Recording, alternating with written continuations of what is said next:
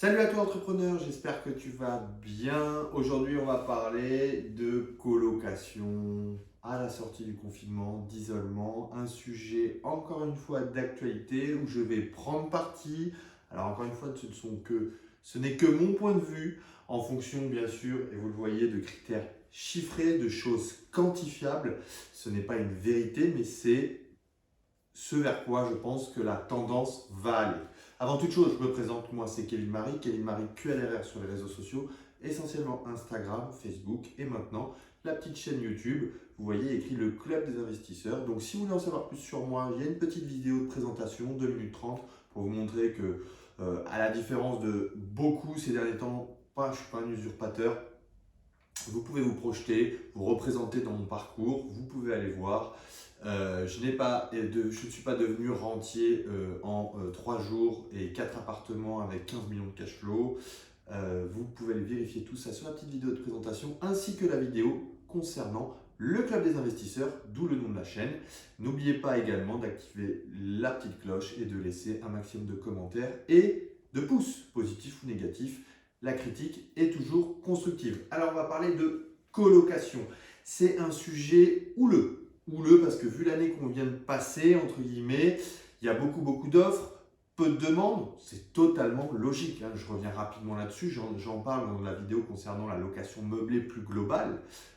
Les actifs, les étudiants, qui sont le cœur de cible de la colocation. On leur a annoncé en septembre, octobre, novembre qui n'avaient pas besoin de venir, qui pouvaient rester chez eux, qu'il allait avoir du télétravail, que tout ça allait être adapté en fonction des restrictions du gouvernement. Donc forcément, ils ne vont pas pour le plaisir s'amuser à louer quelque chose. Donc ce qui se passe, c'est qu'on se retrouve avec un gros stock d'offres locatives, que ce soit en meublé classique ou en colocation, et moins de demandes. Mais, et on se rend compte, je vous conseille vraiment d'aller voir la vidéo sur le meublé, c'est qu'il y a de la demande, puisque parallèlement à ça, il y a beaucoup de refus de prêts. Donc on va voir tout ça. Alors rapidement, début 2020, donc fin 2019, début 2020, donc avant ce confinement, la colocation en chiffres, c'était 53% d'étudiants, 47% d'actifs. Là aussi, on met un coup de balai aux croyances ancestrales. La colocation, on a tous entendu ça, c'est que pour les étudiants entre 18 et 20 ans, c'est un problème, ils n'ont pas d'argent, nanana, non. Sur le début 2020, on est à 47% d'actifs. L'âge moyen d'un colocataire, d'un demandeur de colocation, 28 ans. Donc là aussi, 18 ans, on oublie. Et voilà son revenu moyen mensuel. Revenu moyen mensuel. Donc vous voyez que c'est pas du tout ce qu'on croit quand on n'est pas du métier. Ensuite, une autre petite stat. La chambre de coloc fin 2019, début 2020 se loue 16% moins cher qu'un studio. D'accord? C'est en moyenne en France, que ce soit pour la chambre de coloc ou pour le studio. Là, j'ai pris des petites études. La surface moyenne d'un studio, 26 mètres carrés, VS, la surface moyenne d'une chambre de coloc. On se rend compte que ça se loue que 16% moins cher, alors que c'est plus de 100% plus petit. Vous voyez ce que je veux dire? Donc, et c'est un écart qui a tendance à se réduire. Au début de la colocation, début 2010, on était plutôt aux alentours de 40-45% d'écart de prix. Donc, pour vous donner les chiffres, on est à 430 ou 440 pour une chambre de coloc, en moyenne en France. Et en studio, on est à 505 ou 510 euros à peu près. Et c'est un écart qui tend à se réduire. Alors pourquoi, à la sortie de cette situation particulière, confinement, isolement, on ne va pas reparler de tout ça, pourquoi, à mon avis, tout ça ne va que repartir de plus fort encore? Avec une dernière stat, c'est que, selon l'étude de début 2020, voilà les motivations qui font que quelqu'un veut rentrer en colocation. Donc la première, c'est rencontrer des gens.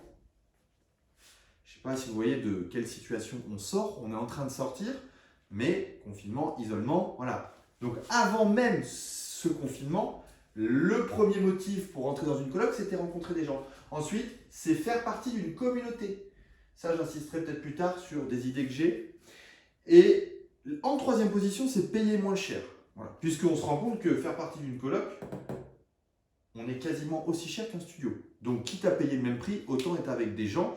Et si on pousse le sur-mesure, autant avec des gens qui ont les mêmes passe-temps, les mêmes activités. Enfin, ça, on en parlera plus tard.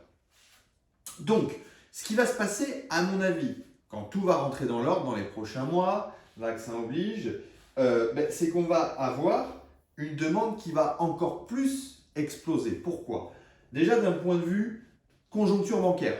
L'an dernier, avec cette situation, on était à 20% de refus d'obtention de prêt. Normalement, on est plutôt dans un tour de 4-5%. Donc tous ces gens à qui on refuse l'accès à la propriété, ils vont se rabattre sur de la location.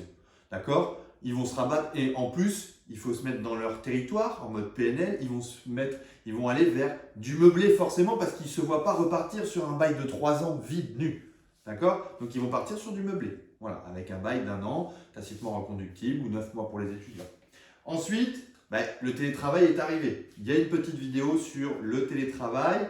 On est passé en gros de 3% à 40% des actifs. Comme je vous l'ai dit, la moitié de ces actifs la moitié des demandeurs de colocation sont des actifs. Donc ce télétravail, qu'est-ce qui va changer sur le meublé et l'apport de valeur? C'est que les gens vont vouloir plus de confort.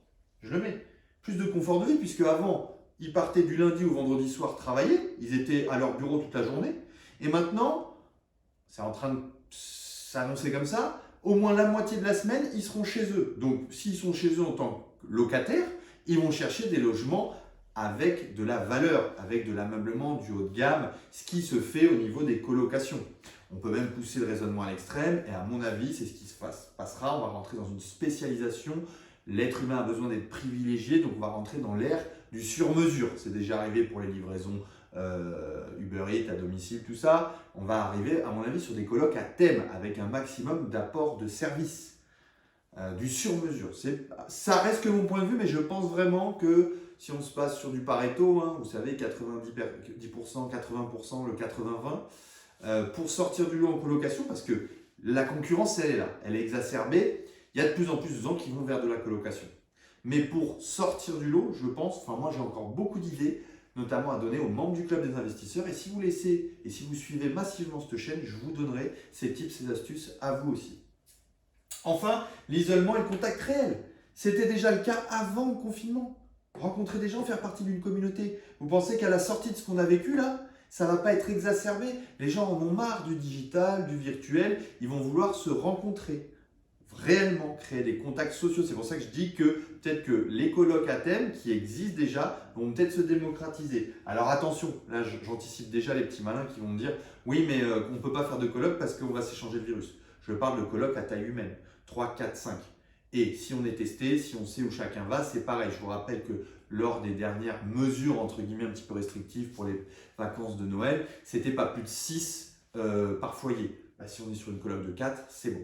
Donc voilà un petit peu pourquoi je pense vraiment que pour parer à cette sortie de confinement, la solution colocation va vraiment être sur mesure, va être le moyen vraiment idéal pour à la fois retrouver des contacts sociaux réels, d'accord, avoir un confort et une qualité de vie intéressante. On peut également imaginer des colocs à thème en mode coworking, sur une tranche, sur un secteur de travail, puis on se dira je vais rentrer là-dedans parce que si au moins je bloque sur quelque chose, quelqu'un pourra m'aider. Voilà. Donc c'est vraiment à mon avis l'avenir. Et en plus avec cette statistique, les refus de prêt, les gens vont vouloir chercher du logement, pas vacataire, mais du logement flexible et ne pas s'engager sur de la location vide. Voilà, j'espère que ça vous a plu, que ça vous a convaincu en partie. Je vous donnerai plein d'autres astuces à l'avenir. À très vite.